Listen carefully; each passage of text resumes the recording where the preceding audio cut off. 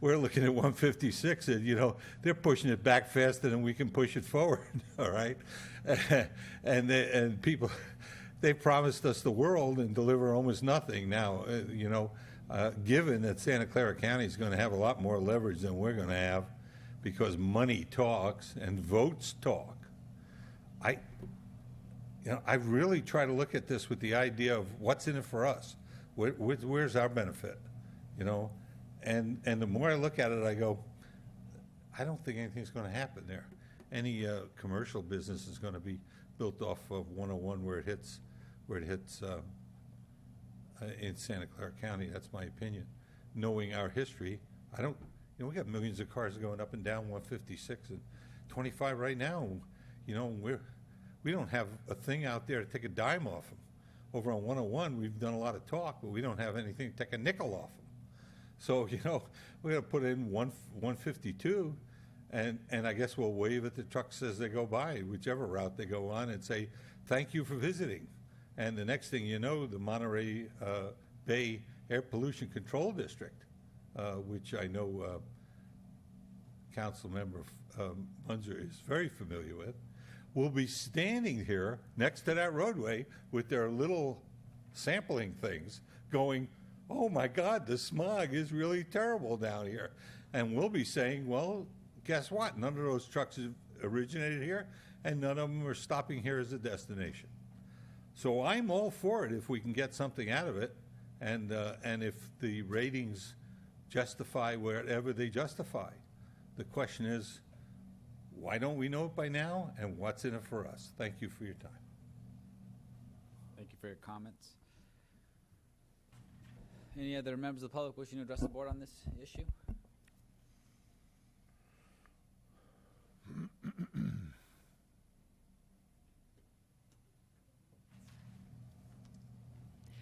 Valerie Eglin, San Juan.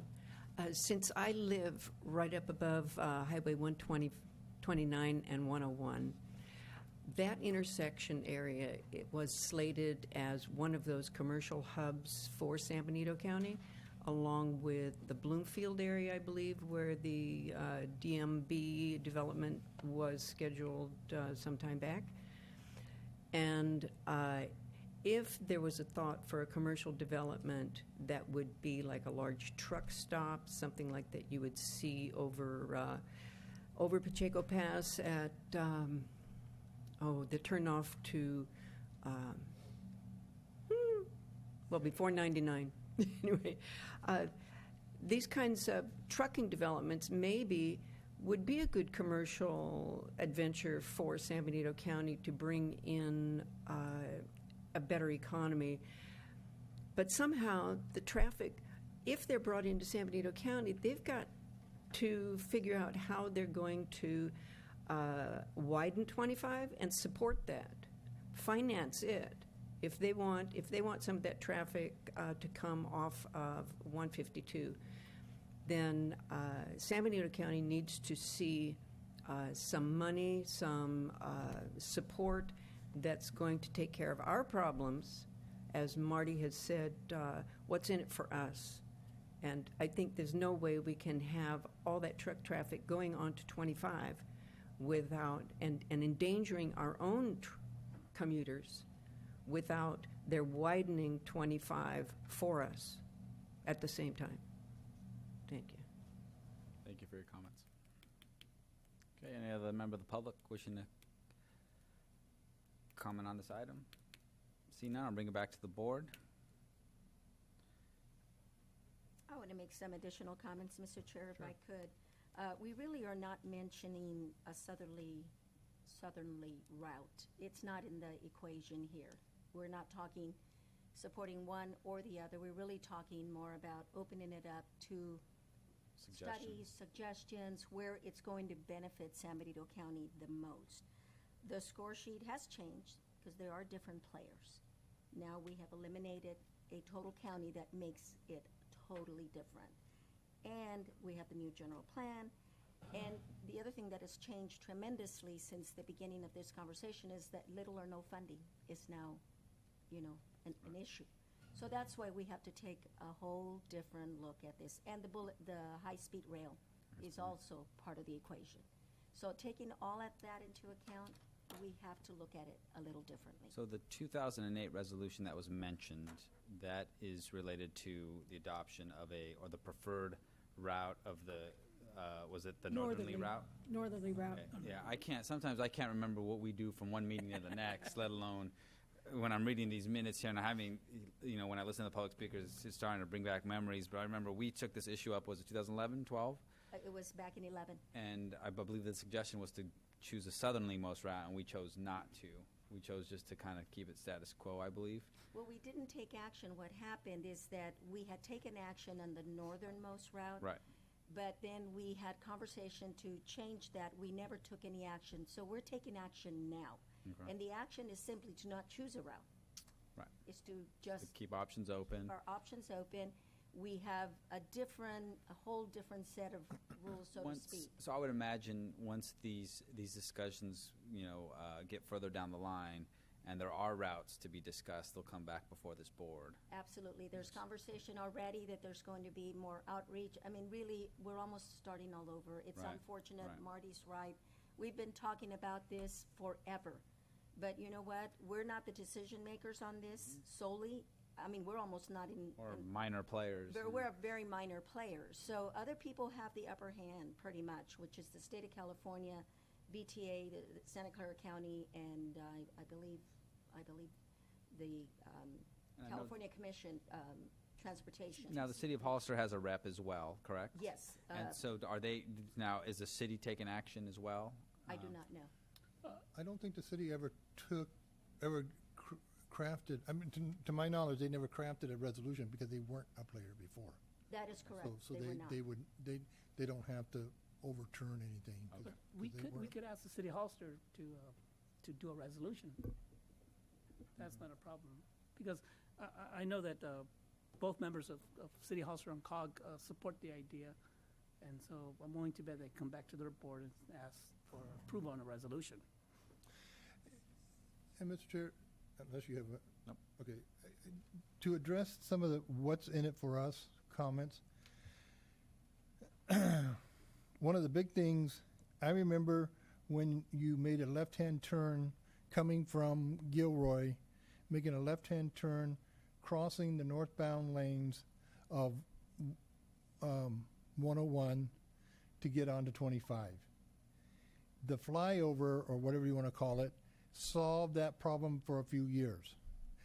Now it is again in trouble because our commuters are sitting on the shoulder, backed up, and I don't remember what the name of the street is, but from backed up to the street that you turn to go to Gavilan, and sometimes they're even going beyond that, and so we have a dangerous situation.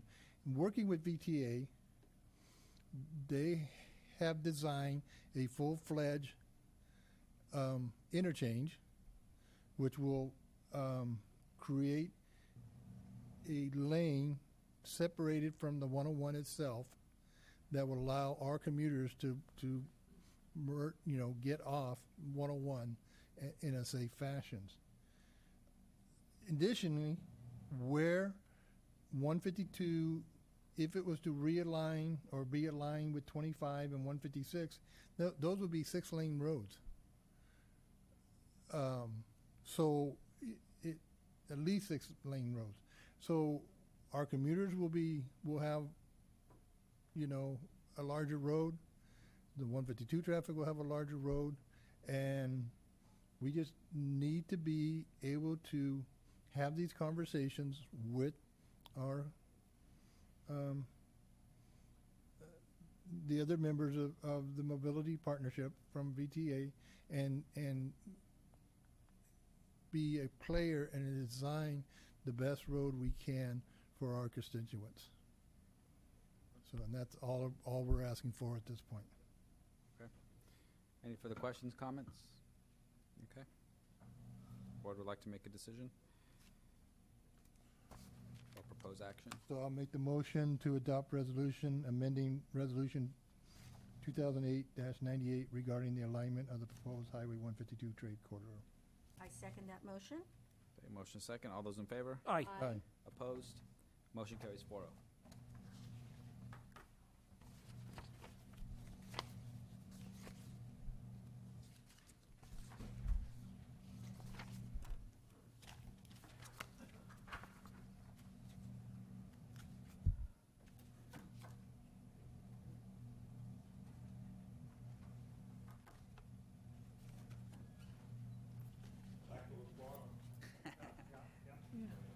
All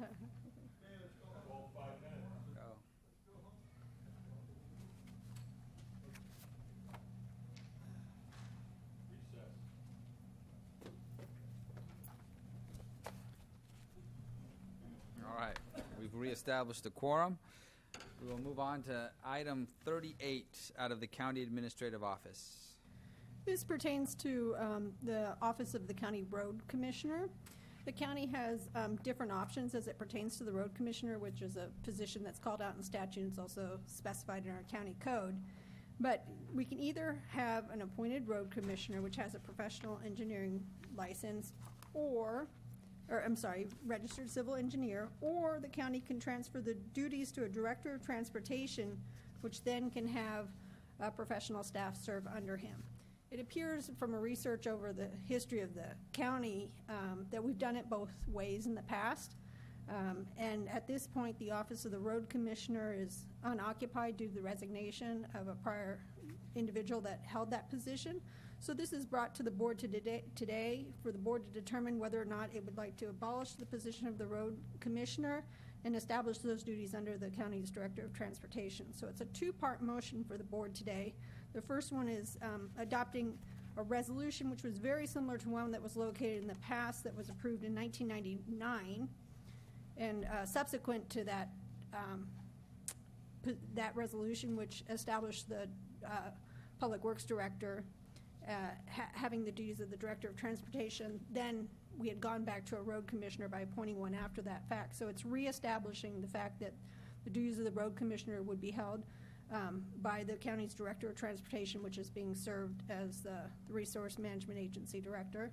And then the second part is to make those same type of changes in the county code to reference wherever it indicates Road Commissioner. It's specifying those to refer to the Director of Transportation.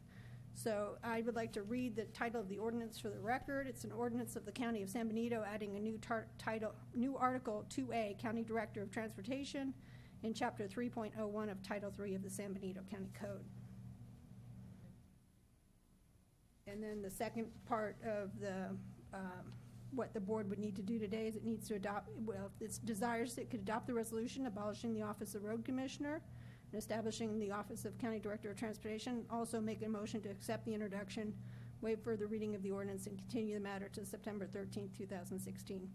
And basically this allows the position to be filled with subordinate staff to the director's position, and that way without appointing a road commissioner that has that professional license. Right.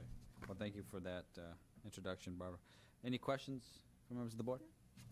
At this time, I'll open up for members of the public. Questions or comments? See none, I'll bring it back to the board for decision. So looking at this, the County Board of Supervisors were never road commissioners. The reason I bring that up is because my predecessor always bugs me about the conditions of the roads. And we were compensated at one time to cruise the county roads and report back to Public Works on the condition of of the roads, believe it or not. But so the two. I was a part of that. So Supervisor Bertello, the two city supervisors need to be going down to South County and reporting back the conditions of my road? Yes, if you bring back that fee to the supervisor, we will gladly do it for you. And we'll take pictures for you, too. Well, what was bad was we were paid the same. That's true. But anyhow, I'll make a motion to, let me go back to that page so I could make the right motion, because it's a two-part motion. How about staff recommendation? Barbara, I think, read That it off works. for us. Well, I could do staff recommendation. All right, that's what I'll do then. Second. Motion is second. All those in favor? Aye. Opposed? Motion carries 5-0. With reservations, Mr. Chair. Move on to item 40. This is out of the Health and Human Services Agency. We're going to receive the Director's monthly progress report on the San Benito County Homeless Services.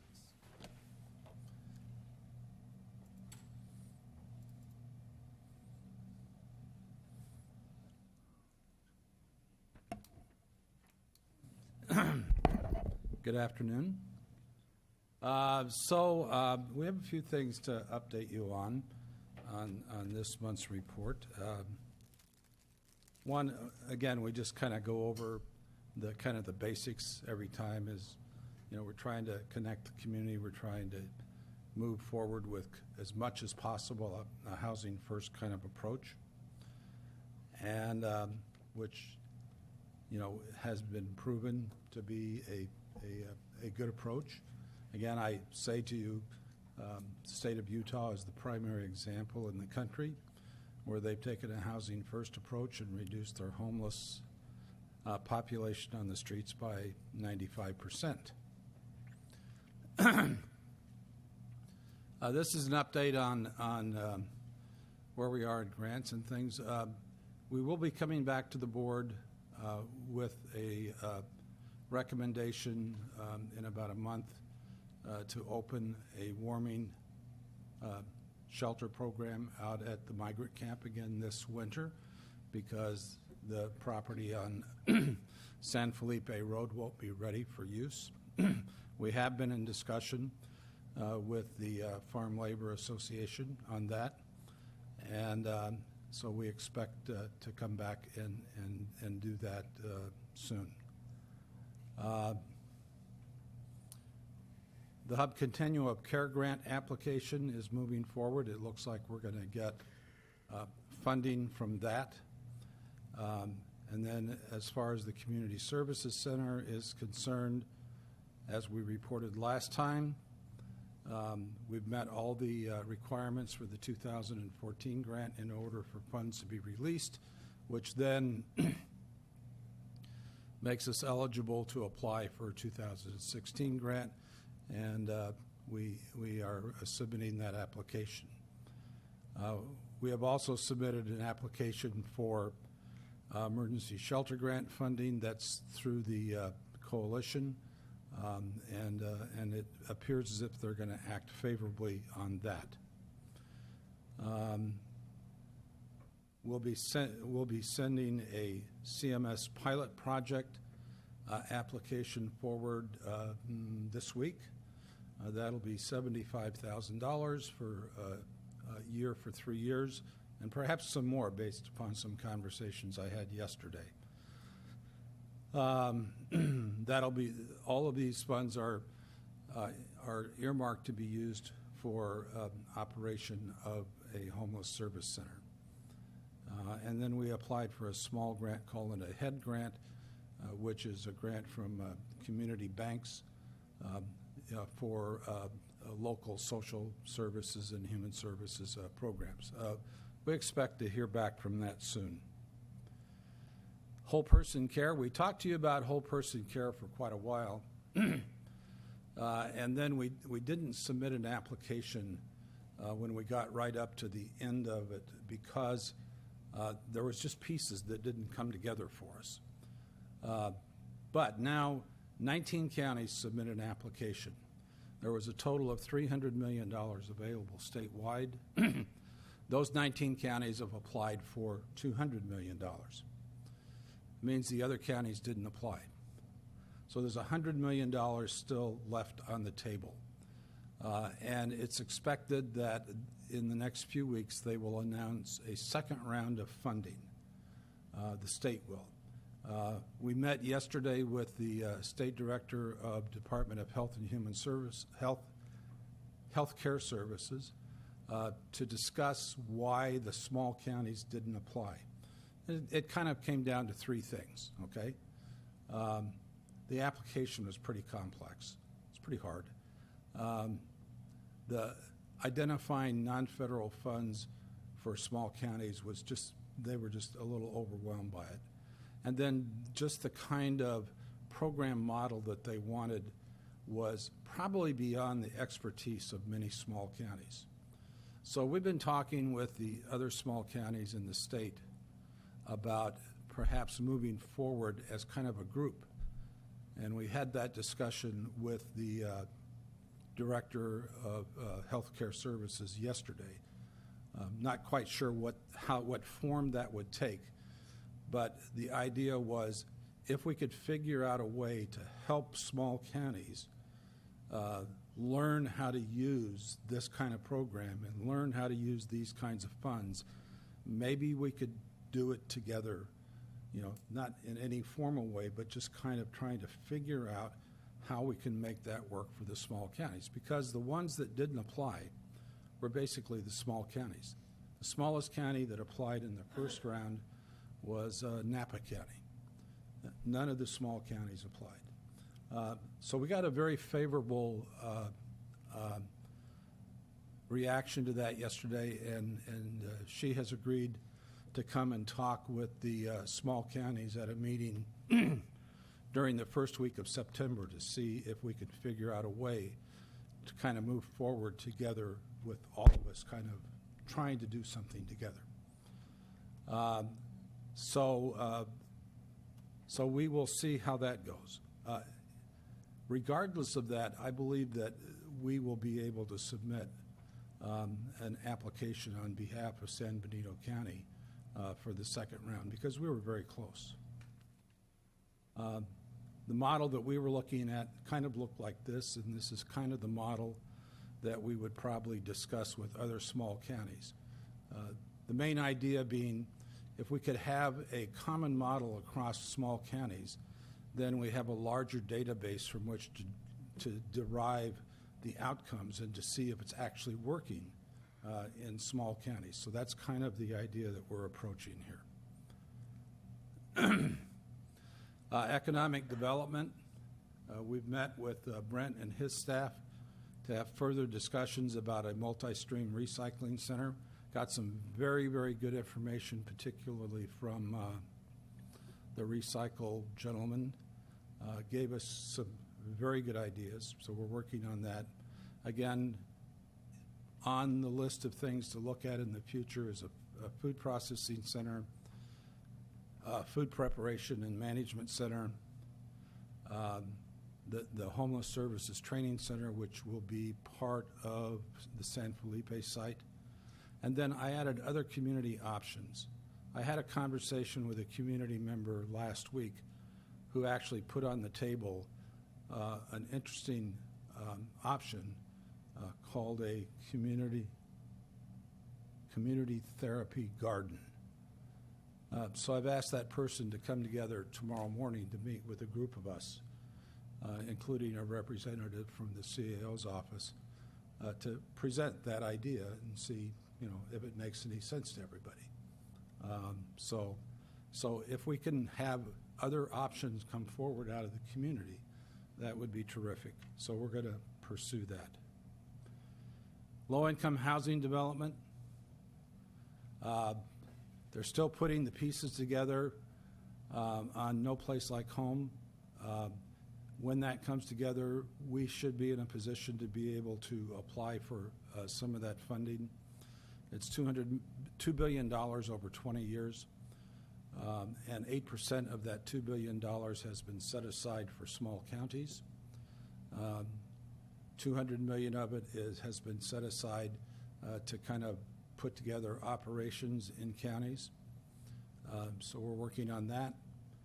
We're again working on the CDBG. There's something called an over-the-counter grant. This is a non-competitive grant that we've been asked to put in kind of a position paper on a little 2-page position paper. If they like what we say in that 2-page paper, they'll invite us back for more discussion. If they like our more discussion, then they'll help us put together a project. And it's non-competitive money. If it goes the way we think it will, it can probably be used for things like a multi-services recycle center. The rest of these, as we know, the need for affordable and low-income housing in San Benito County is a need. We're not the only ones, that have that need. Many, many small counties and actually many larger counties have the same problem. I had a discussion last Thursday with the homeless providers in Monterey County, and they're just really struggling trying to figure out, what to do about the myriad of issues that they're facing. But I do have to say that CHISBA and CSDC have been really good partners for us to date in having discussions about these things. So that's our update for today. If you have any questions or comments. Jim, on your last slide, you had new units in South County. Are you talking about South San Benito County or South County in relationship to the Santa Clara Valley? South San Benito County. Where are you thinking in South San Benito County? Well, we had discussions with the Facilities Committee, and we're looking at the possibility of whether the old hospital site could be. I think that'd be South Side Road. And that's It's gonna be the on a future agenda, I believe, Yeah. right? Yes, On that's our what I next mentioned meeting. earlier Yeah. today, that we'll bring back some ideas. Okay. That's not South County. Okay. It's a misprint on Go. we described it right. Okay. Because I just, Yeah. I mean, not opposed to affordable housing in South County. It's just the infrastructure's not there to support it. Yeah, let's be honest. There's lots of things that you've got to work out if you're going to expand affordable and low-income housing. Yeah. And many of those questions are infrastructure. Brent advises me on that all the time. It's not an easy project. Right. Okay. But if we want affordable and low-income housing in San Benito County, we need to continue those conversations. And again, the old hospital site is a perfect site for something like this. Yes. It's just not in South County. Yeah. Okay. Don't get technical. All right. I have a comment, Mr. Chair. I just want to Supervisor thank you, Vargas. Jim. You have done an incredible job. There's so much that has been done, and I really appreciate the creative thinking, bringing small counties together. And I've noticed that with the state of California, they're receptive in this area of funding for Yeah. flexibility. And Yeah. if we work together, they've done it before when we were trying to, get the funding put together for the Community Service Center. Yeah. They worked with us. And so I think this is very good to hear. Yeah. Because that gives us a little more to maybe anticipate in the way of funding. So thank you. Well, my heart is with small counties. I know. Yeah. Thank you, Mr. Chair. This time, I'll open up to the public for any questions, comments they may have on the presentation. See none, bring it back to the board. I don't think that this requires any kind of formal action. Nope. So Jim, thank you. Thank you. Okay, so we'll move on to item 41. This is out of the Resource Management Agency.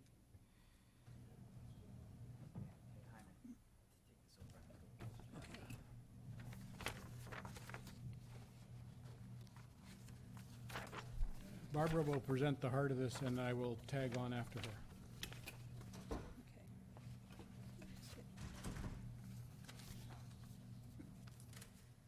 Attached to the agenda item is a redlined changes to 3 sections of our county ordinance. Currently, the ordinance sections, there's 3 of them, for the traffic impact fee, the fire mitigation fee, and the capital improvement fees, all indicate that the impact fees can be paid on or before date of final inspection or the date that the certificate of occupancy is issued. What we're doing on all these 3 sections is requiring those impact fees to be paid prior to the issuance of a building permit, which is consistent with what you can do under state law. And as I stated in the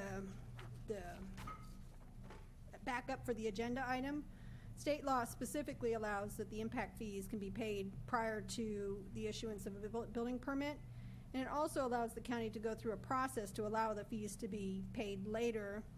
It says if the fee or charge is not paid prior to the issuance of a building permit, the local agency issuing the building permit may require the property owner or lessee, if the lessee's interest appears on record as a condition of issuing the building permit, to execute a contract to pay the fee or charge within the time specified. And then it's enforceable, et cetera, and this contains a legal description of the property, and you could shall record a release of the obligation. et cetera. But we have not traditionally gone through that process in this county. We've just been deferring the impact fees past the time of the, we've allowed some impact fees not to be paid at the time of issuance of the building permit, and that creates a risk of building fees not being paid prior to the issuance of the certificate of occupancy.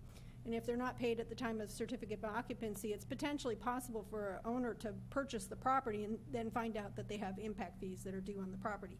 So this moves the process a little bit sooner so that we can prevent that from happening. And it is consistent with state law. So I would like the board to, I'm going to read the title of the ordinance for the record. An ordinance of the County of San Benito amending sections 5.01.259, 5.01291, and 5.01320 of the San Benito County Code pertaining to the time for payment of impact fees. I'd like the board to make a motion to accept introduction, waive further reading of the ordinance, and continue the matter to September 13th at 10 a.m. for adoption, if there's any questions. Mr. Chair. Supervisor Dela Cruz. Thank you. Barbara, that's not going to hinder the potential for developers to get their certificates, right, from the state? That's not going to delay, No, right? I think what they're, no, this is actually requiring them to pay the fees up sooner, and it shouldn't Right. hinder anything about them acquiring certificate of Because occupancies. I know for a fact, I had some experiences in the past. Some of the developers just couldn't get that certificate from the Department of Real Estate from California because somehow the county had charging too much, or there was just an issue not being solved.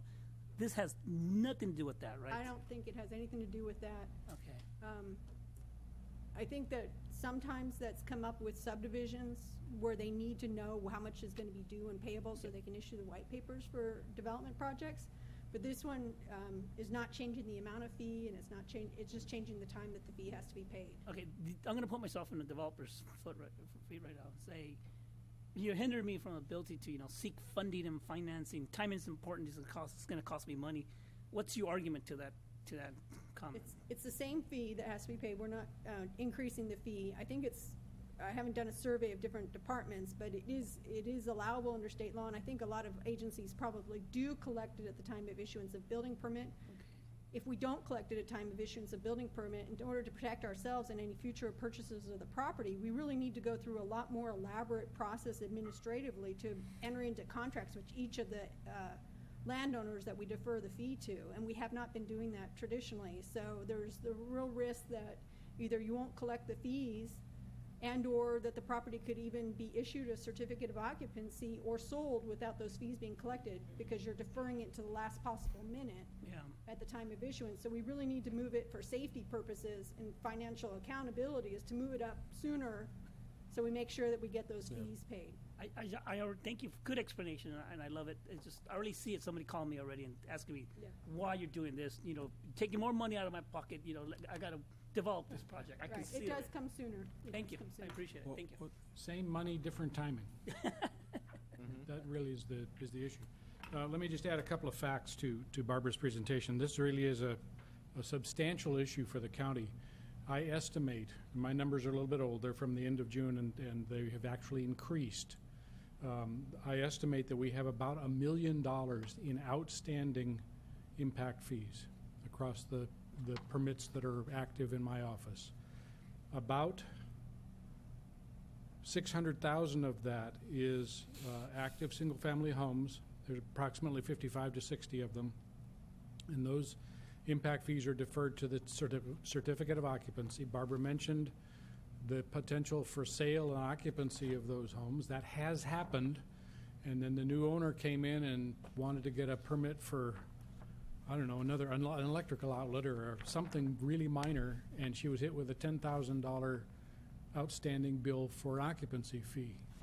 Realtor didn't pass that on, the builder didn't pass that on, so she had to go back and fight with them to get that paid. Obviously embarrassing for us as well. More importantly, and so let me finish that. So builders are living off the float on that $600,000. That's money that we could use. Even if we're just put it in a bank account and collect the interest on it, it gives us 2, 3, 4%, whatever that is, over the life of that construction permit. More importantly, from my perspective, is that I have about $430,000 of outstanding permit fees on expired permits. Money that we did not collect at the time that the permit was issued. Permits went away for whatever reason, and now we have no ability, virtually no ability, to collect the money. Some of those have been finalized, some of them have simply expired. But it becomes a collections issue where we either have to put a lien on the property or go out to a collection service of some kind and pay a substantial percentage to collect that money. So it's a very real issue. It would make our lives a lot easier if we could simply collect the fees up front and be done. Supervisor Patel? Yeah, when we hired you, this is the type of changes that I was hoping would be forthcoming. This needs to happen. I think that's a good thing. What's that? I think that's a good thing. Is that Yes, okay, it is thank a you. very good thing. And I think nobody could expect anything different than if you're going to come in for a permit, that you're going to pay up front for the fees. I believe the schools collect their fees up front, and we had to make these changes. That's enough money to run your department for a year almost.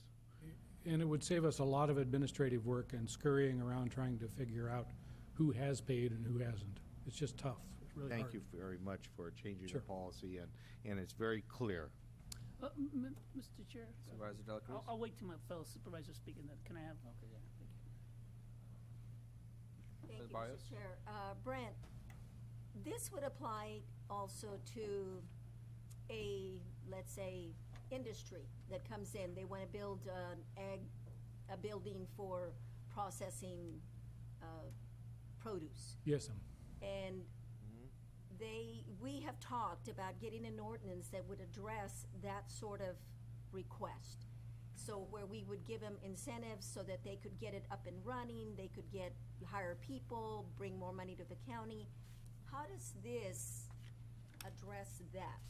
Is that in the area that says, or shall present written evidence that the provisions of this article have otherwise been satisfied with respect to the development? Well, that would be an in-kind contribution in some way, and the board could establish policy and guidelines to create in-kind provision of fees.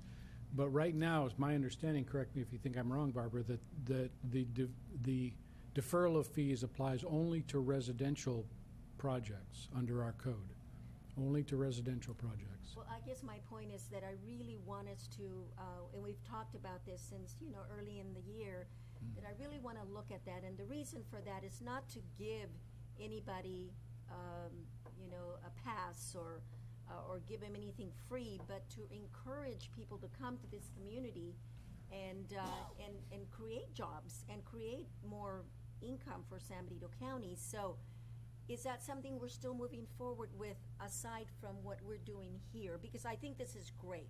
This is a great idea, but I don't want to lose sight Right. of the other. So, and I'm hoping that these are not intermixed. Yeah, it is a good idea. It's very much a good idea, and it is a part of our continuing thinking. My response would be that I would like to have that be a part of a broader, a more comprehensive economic development program and set of policies by the county, not just plucked out as an individual item, because we might not ever get back to the broader program and put it into a context. In other words, if we take it from here, we're either going to be out money or we're going to have to find another way to backfill that income. So let's think about that from both sides and see if we can better align our fee system. Does that make sense? It does, but Okay. I guess I still have a little concern if you get somebody that comes in and applies tomorrow and says, I Yeah. want to do this ag building to process, product. I'm going to hire 250 people. I'm going to bring this much money to the county, and all of a sudden, they got to pay these impact fees right up front. Well, before. yeah. How is that an incentive for something that the county could benefit so much from? I don't want to point fingers at any individual business, but I have two industrial buildings here that on the expired list, where permits have been either permits have either expired or been finalized without payment of fees for 100, where to go? $150,000 and $225,000 each, 2 permits, Yeah, and I understand that. $375,000. Yeah, and I understand that, but that is really a county issue. I mean, we should not be giving that final clearance or whatever That- until that's that's absolutely right. done. Yep. It's in our hands. Yeah, So, I mean, that's our fault. yeah, well, it is, and It's not your fault, because I know this has happened way before you got here. well, yes and no. It's slipped through. There have been. Let me say this: we have tightened up our procedures. There have been abuses in the recent past, and we're working on that in other ways. But my point is that two things, if you will. An ag business like that is a big money operation. I absolutely agree that they should be given a break because there's lots and lots of benefits to the county in terms of jobs and taxes and what have you. At the same time, these are impact fees for traffic and fire and other things, and those businesses very definitely have impacts on our roads, for example, we saw in the earlier presentation. So, again, if we're going to rob Peter, to pay Paul, we need to figure out how that overall works. Yeah, and I agree with you. I think that you make a very valid point, but I guess my concern is that you have other counties like Santa Clara, Merced County that are offering these kind of incentives, and they are getting these businesses to come in and open shop in their counties, and we're losing that opportunity. And I don't want to give anything away. I'm just thinking that we could incentivize it by saying, okay, you pay a portion coming in,